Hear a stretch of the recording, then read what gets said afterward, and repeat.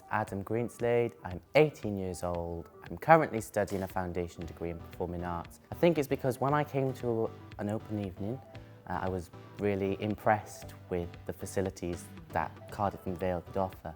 Cardiff and Vale stood out, and also on a staff point of view, I felt that the staff were much better than other colleges.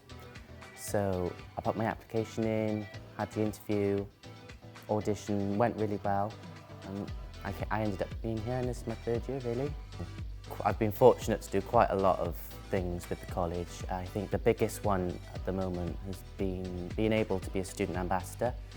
So as part of the ambassadorship, you'd work events with various people at the college, and I feel the best one so far has been BAFTA Guru. Being able to meet BAFTA at 18 and being able to speak to real professionals before you actually went into the real world. It was really, really exciting and a bit an honour really.